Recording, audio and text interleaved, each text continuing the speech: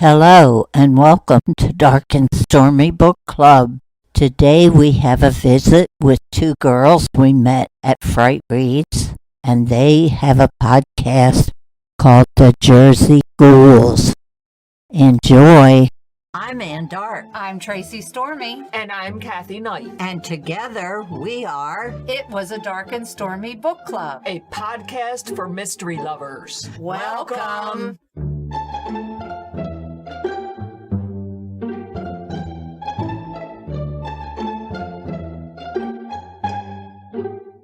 If you enjoy our show, please consider contributing to the Dark and Stormy Patreon. By becoming a patron, you will help us create better and quality content. There are also benefits to becoming a patron, such as exclusive content and Dark and Stormy merchandise. Become a supporter at patreon.com/darkandstormybc. Check our website for the link. We appreciate any and all contributions. Thank you. We are thrilled to welcome to the program Jacki and Marissa, and they are the Jersey Ghouls. We met them at Fright Reads, and we're hoping to collab a little with them in the coming months. Welcome, Jacki and Marissa. Hello. Hi, thank you so much for having us on. Excited to be here. The first question is the one that everybody asks every podcaster. How did you get started and why a horror podcast? So I have to say that as far as why we got started for podcasting, I think it was really just my secret evil plan to find an excuse to hang out with Jacki all the time. I definitely just adore her and adore spending time with her. But as far as horror goes, we've always both kind of been huge horror fans. Back in college, we bonded over our love for horror. While everybody was out doing cool things, we were sitting around watching horror movies, reading books, doing all kinds of nerdy things. And it kind of solidified a friendship that has lasted for a very long time. So getting into Jersey Ghouls, what we really wanted to do was kind of bring our perspectives together. Jacki is the hilarious fangirl kind of guru on things like effects, music, all that good stuff. And I'm just the dork who likes to kind of bring my feminist twist to things. So that's how we got started. How often do you put out podcasts? We are every other Sunday, unless there is a special event that we've announced. Like for October, we had our special Spooky Dookie October, so it was every Sunday. But in general, we release an episode every other Sunday. So how many episodes do you have currently? We currently have 202, I believe. Very good. Very impressive. Thank you. I think once Thank you you. get past that 100 mark, you're good. Smooth sailing. Yep. We're hoping to get the hang of it soon. Yeah. That's what we always say too. I think we have like 300 episodes and we're always like, we'll get the hang of it eventually. I was going to say you guys are a little ahead of us in that way. We've been in business 4 years, almost 5 years. 5 years. Yeah, 5 years. Well, Wow, that's impressive. what's your target audience? Anybody who will listen? No. Yeah. I love it. I think it's funny because I think we kind of both have a little bit of a difference in who we target. I target people who love to look at the academic side of horror. And I also will say that if you're not a feminist, you might not always love what I have to say, but I actually love the people who do listen to the show and kind of challenge our ideas a little bit. But I will say my target audience is people who think there's a little bit of substance to be had in horror, a little meat on those bones. Jacki? I'm on the other side of the camp. My target audience are the people that ooh and ah when, the slasher slices somebody in half from nape to nave, or, we do try to run the gamut of, there are so many different types of horror fan. And I think that we kind of try to umbrella all of them, but we, definitely target, there is the academic side. And the greatest thing is like, Marissa's sitting here saying she's the academic and I'm the funny one. But if you listen, she's cracking jokes left and right. And every now and then we kind of reverse the roles. And sometimes I can put on my smarty pants. But she is selling herself short because she definitely is my little funny bone over there. Oh, that's Well, adorable. I have to say, I listened the whole month of October, all the Exorcist, and I loved it. It actually challenged me to go back and first of all, read the book and then watch all of the episodes as well. So I really enjoyed that. Oh, thank you so much. Jacki kind of did all the grunt work there. She is just the exorcist guru in the squad. What'd you think? Did you enjoy the book, more importantly? Oh my gosh. I forgot some of it. It had been so long ago since I had read it. And I just loved all the conversations that did not make it into the movie. I actually keep this notebook when I read and I write down things that I'm like, oh my gosh, that's so clever. And then I go back, I read some of the stuff I wrote 10 years ago, and it means different things to me now. And I really enjoyed it. I'm extremely jealous of you being so diligent with reading a book and writing stuff down, because I have a very pretty reading journal here and it's blank. And every year I say, I'm going to do it. And yeah, whole lot of blank pages in my very pretty little reading journal. I have a reading journal, but it's just titles. I don't go in. Yeah, I find that the older I get, the harder it is to remember all the books and movies I watch. I have my list on Goodreads, and that is as far as I go, is my list. I strive for the reading journal, but I can't get paid. You'll have to follow us, and we'll follow you on Goodreads, because I love to see what people read. Definitely. Back to what you were saying before about the different types of horror, and what are your favorite tropes and subgenres? I think my journey into horror academia really did start with the idea of the final girl. So I think that's where my heart is. I think that the representation of women in horror is one of the trickiest, most fascinating things for me. So I love a good final girl. I love the evolution of the final girl. I'd like to think we've come so far from the very pretty virginal girl who runs up the stairs. And I think that as we continue to evolve, we're going to see some really cool, interesting stuff coming out of Final Girls. So that's like where my heart is. Jackie's got a way cooler answer, though. Not really. I think that I am, as much as I talk about how like the slasher movies are my bread and butter, and I'm the one that's usually rooting for the villain, even when the villain is not, when there's no redeeming qualities to root for the villain. But I am very traditional, and probably some of my favorite subgenres of horror are ghost related. I love possession movies. I love a good haunted house movie. Any kind of found footage is always a go-to for me. Okay. So I like a more, like the definition of like spooky, scary ghosts is probably one of my favorite things. I'm on her team. Well, I have a very funny story to tell you. Probably, I don't know what was the movie called, the found footage one, the first one that ever came out. Yeah, I think it was that one. My mom lived in New Hampshire at the time, and she called me and said, I forget who gave you the tape. She thought it was a real tape. She thought she was watching something that's so funny. She shouldn't be watching. I just sat there with my mouth hung open. That's awesome. Well, whoever gave it to me, and I can't remember who did. I think it was Randy. It may have been Randy, but they said somebody gave it to them and it was real. So when I looked at it, I assumed it was just a little video VCR tape that somebody did. But after I thought about it for a while. And I'm just glad you lived to tell the tale. That sounds terrifying. Well, I just couldn't believe, number one, my question always is, why don't you turn on the effing lights? Amen. It drives me crazy. Oh, well. My favorite is I got to be able to sink my teeth into a good psychological thriller. I want to be scared from my brain out, and I love them. Tracy, what's one that's been really effective for you recently? Well, believe it or not, and it's been around for years, I'm a huge Stephen King fan. I mean, we have, not her, my sister-in-law and I have actually slept in front of a Walmart in a very bad section of town to get an autograph from him. I would do much crazier to get it. And Mom and I actually have been to his hometown and stalked out his house. It's on my bucket list. Yeah.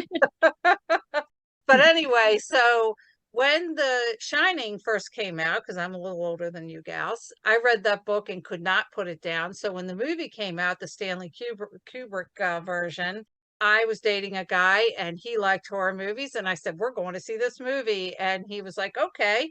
I don't know what it was about that movie. I think it was the way he shot it or something, but it scared the hell out of me. And I wanted to get up from the theater and leave. And he's like, no, you're not going to leave. And it got to me so bad. And I had read the book.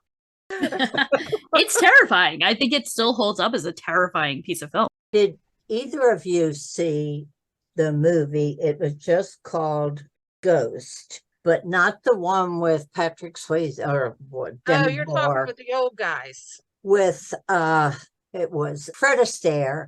That was a good Douglas book. Fairbanks Jr. It was a book first. It was just called Ghost. It was not, I think, in the 70s. It's actually well worth it. Yeah, this. Okay. How do I haven't. You don't see. You need to hang out with those old gals. We can tell you about all the old stuff. You never see a ghost, but you feel this presence through that whole movie, and you are just like this the whole time. And the ending's very surprising, too. Even the book was. I'm writing it down. So it was excellent. Look, Fred Astaire, Douglas Fairbanks Jr. Yep. Ghost Story called, right? Ghost Story. Right. Oh, Astaire's last film, ironically. yes. Oh, Yeah. it is so. And I was a Fred Astaire junkie when I was younger. So that's Me too, girl. Me too. Yeah, I was gonna say, not a bad thing to pick. You could be addicted to worse things. that's right. So now, how do you guys do this? Do you come up with a theme and then you expand upon it? What's your style? It kind of depends. We don't normally do a theme. Sometimes we just kind of throw out ideas of, what movies do we want to watch that we haven't covered. Sometimes Marissa will watch a new movie and it's definitely something we want to talk about and expand on. Sometimes, it's just, what movie we haven't covered that we love that we want to talk about. And, like I said, we will dabble in theming something around the holidays. But outside of that, it's really just, hey, what do we want to watch? What do we want to talk about? What do we think we can get a good conversation out of? Ongoing theme is it's our podcast. We can do whatever we want. I love it. That's the best theme of all.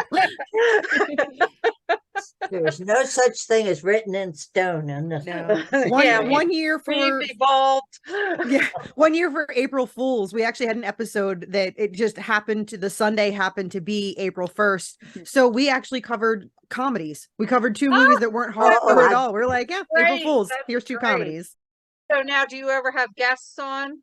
Oh, We do, a and lot. we absolutely love having guests on. In fact, I'm going to be so excited to bring all of you onto our show for an episode very soon. We're going to do some sort of Stephen King collab.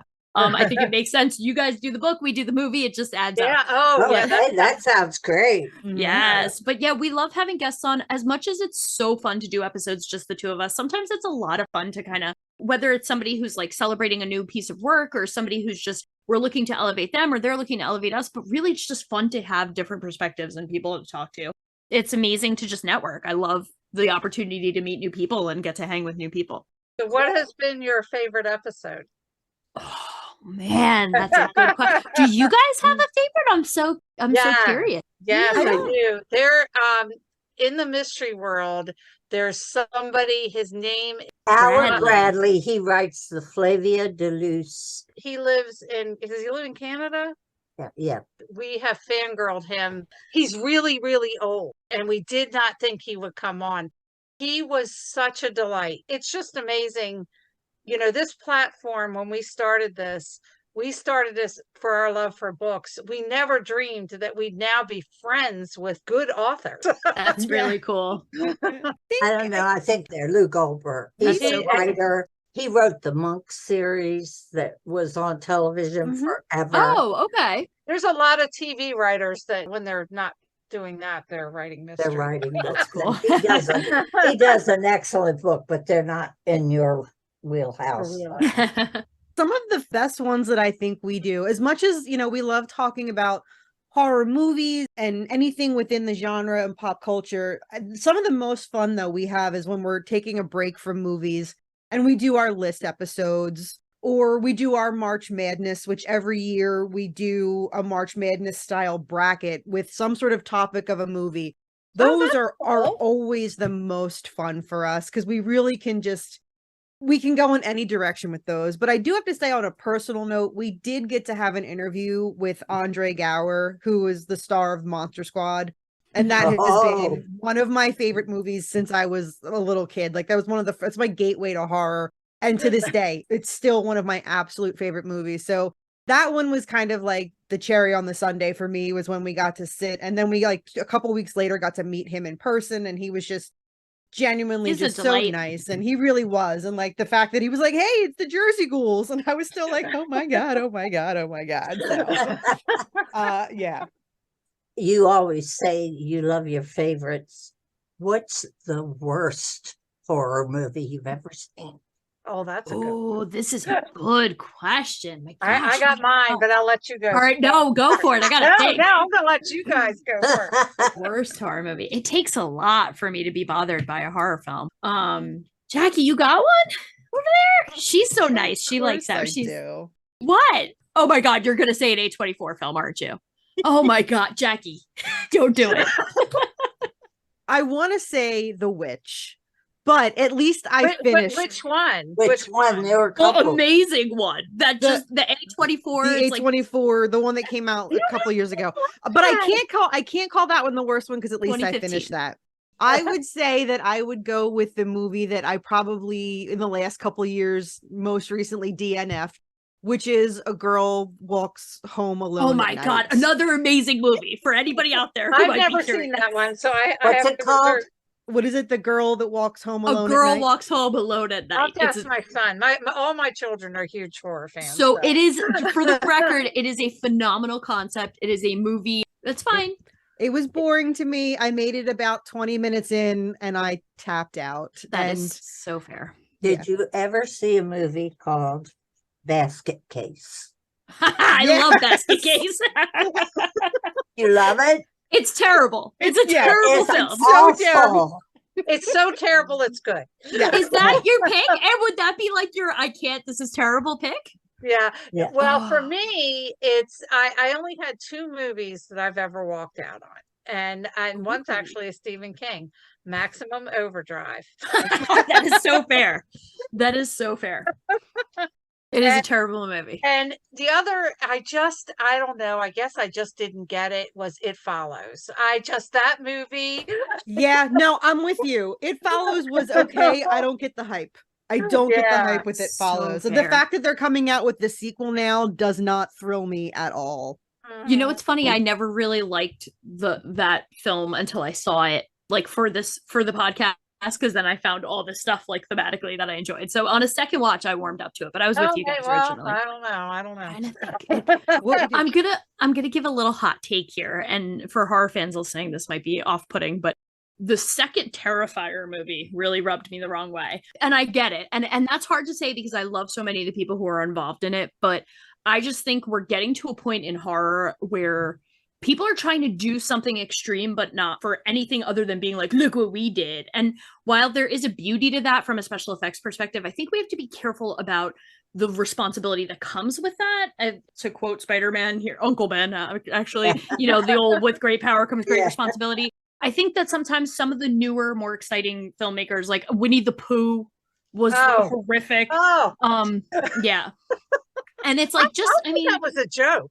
I was hoping it was. Joke was on me for watching it, I think. Yeah, I totally agree. And then sometimes I think series take it too far. The last Halloween was horrendous. Yeah, that was a rough one. I'm not gonna lie. That was a rough one. And I root for Laurie Strode like nobody else, but that was a rough one. Yeah. When I was listening to your Exorcist, Exorcist 3 is such a cinematic joy. Agreed. I could watch that over and over again. Just that scene where that thing is coming. It's so fun. And it's such, you know what? It doesn't shock me that you love it because it is, I think, a mystery in above all else. Is there a topic in a movie that it's your limit? You cannot watch it. I'm more likely to have to tap out than Jackie is. A perfect example for me was the movie Megan is Missing. You can't take a mother of 2 teenagers and subject her to an abduction and just torture and horrific things happening to young girls. For Yeah. me, that's when I have to tap out. It hits too close to home. I can vibe with some extreme horror, but I get a little more like, this is too much. I'm not going to sleep tonight. I'm going to hide under the covers. But Jacki, it's tough to get her. I'm curious. I mean, I don't know that I will tap out of the movie completely, but I will definitely avert my eyes. I don't like things like coming in or out of a mouth. That's what she said. A perfect example is in the Puppet Master series. There's the slug woman who like Oh, throws up the no. slugs. Yeah. It wigs me out. Like watching the movie Slither, absolutely. Like I don't know. There's just something it's like about, and especially like when there's like a I guess it's a bit of a tryptophobia thing when there's like a mass of creepy crawlies. Like that one kind of wigs me out. That one I don't like. But yeah, She could watch the most extreme shit, but somebody gags up something, she's out. I'm done. I'm done. Yeah. Because you throw up and then I'll throw up because I saw you throw up. The whole thing. What about you guys? Do you ever like put down a book or a series because it's just too much? Have you come across that a lot in your genres? There's been a couple of scenes in a Stephen King book. One happens to be Needful Things, and also when the picture frame starts to bleed. I always read with a reading light, and I had to turn the lights on. I was like, I need to take a breather here. Yeah. Well, mine, not so much now, but when I was living by myself, when I would read about people coming into, especially an elderly woman's home, That's so fair. and doing Yeah. horrible things, I would have to, no, I'll read that later. I But- totally get it. Yep. Since Sometimes it I just have hits. my sister living with me, I'll read anything. See, I give you guys credit because some of the stuff I feel like some of the scariest stuff I've ever read is mystery and thrillers, because especially the psychological ones, like because it's real. It's Yes. real. You know, a lot Yes. of times what you're reading, what you're watching or reading is fantasy, otherworldly, and You have to suspend reality. and Yeah. and with these, people can break into your house and slit your throat. So, Right, and it's terrifying. Yes, it is. so who are your favorite horror villains? There's so many. Well, I would say I really enjoy the ones that I like to call them like the big personalities. Like, I'm not a fan of the quiet stalkers as much as I love like the Halloween series and Friday the 13th. I like a good, like, quippy, fun villain. So give me a Chucky, give me a Freddy, give me someone who's going to make me giggle while they're killing people, and then I'll come around. I'll be on their side.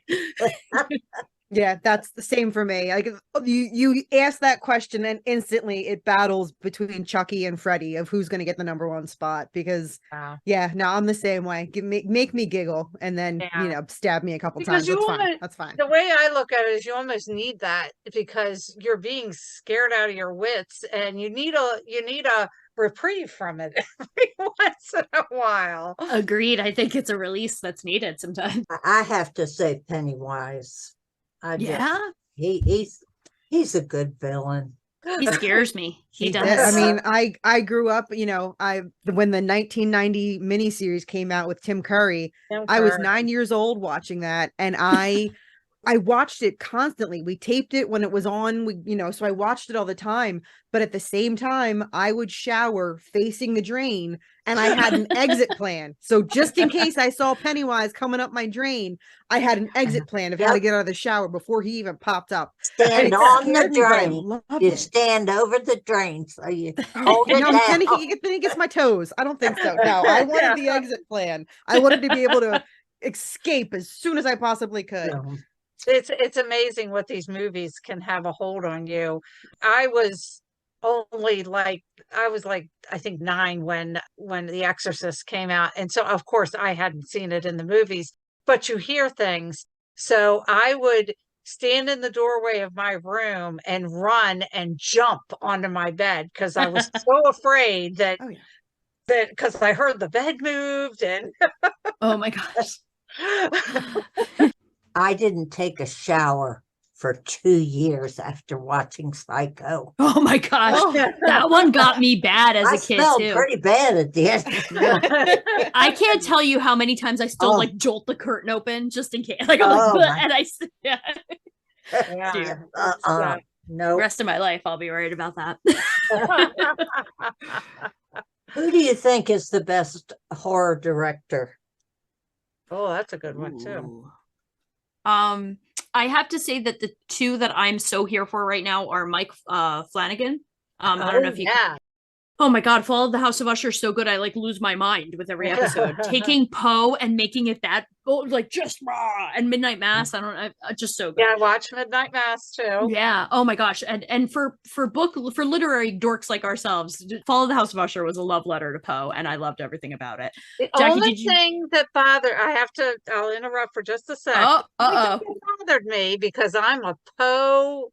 And is the fact that Dupin was in that. What he was not in. He was in a lot of other Poe. Yeah, He he blended all those. No, I'm with you. Don't Murders in the Room.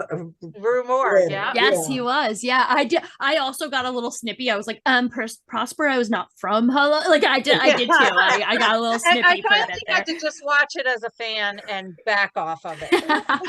But I have enjoyed watching all the little Easter eggs for Poe. So yeah, he's right now my horror crush.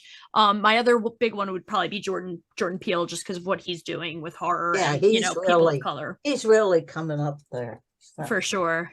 Jacki, So I already asked her. I know how much you love her. you know that I'm here for him. No, Fred Decker, obviously Monster Squad, Night of the Creeps, like that Wes Craven is probably Good one. but I think ever since I was a kid, and I don't know that we can necessarily, I think if not horror director, horror adjacent, but Tim Burton has been such an influence on my life from the time that I was very little. You know, I remember watching Batman and Edward Scissorhands as a kid, and then I mean when Nightmare Before Christmas came out, I mean it just changed all of us Hot Topic kids. Like suddenly, you know, all of us were just we were changed after that. So I think probably the one that I've carried throughout most of my life has been Tim Burton. I agree with you. Oh, I totally agree. So we're going to be wrapping it up. And is there anything upcoming that you would like our listeners to know to check you out at an event or? Yeah, so we're definitely gonna have a quiet winter. We like to snuggle down for the holidays here at Jersey Ghouls headquarters, mostly because I'm just a mom who's overwhelmed and can't handle anything else on my plate right now. So it's totally we do my the fault. same. But we are doing a very exciting for December. I'm torturing Jacki with all A24 horror films. So if you are a fan, or if you're like Jacki and you're tortured by them, check it out. We also just did our Exorcist deep dive, like you mentioned, and we have coming up very soon our most popular episodes of every year. Our March Madness is starting to brew. So definitely, check us out if you're out there and you're into horror. And more importantly, though, when are we getting you guys over to Jersey Ghouls headquarters?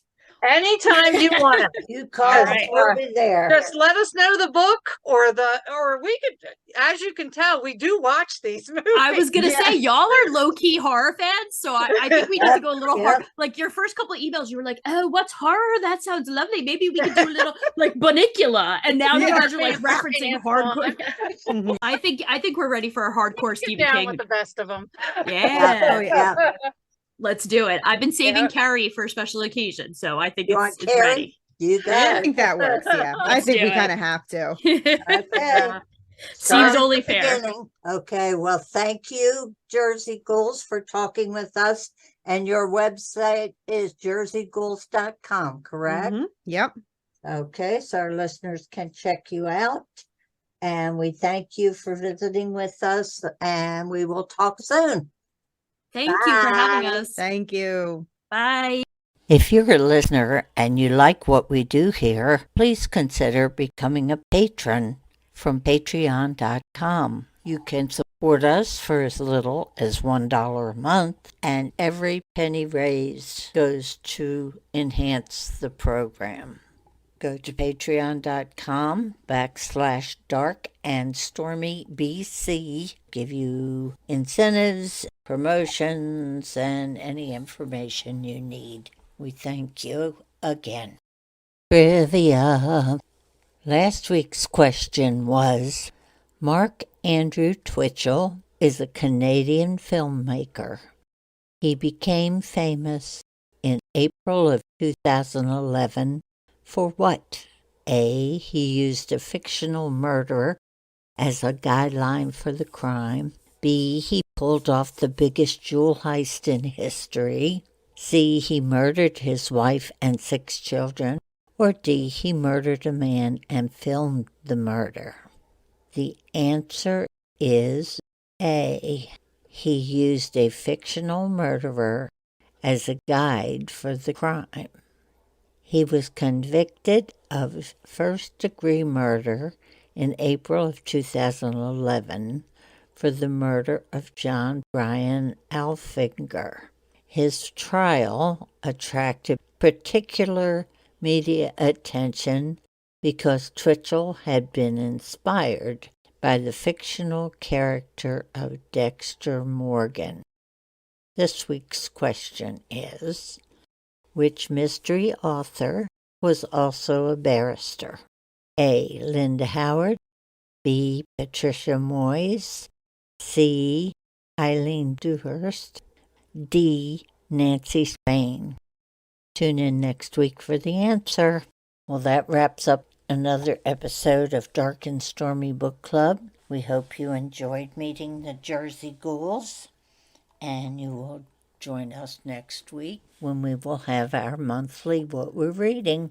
And remember, Life would be boring without a little mystery. bye! Bye.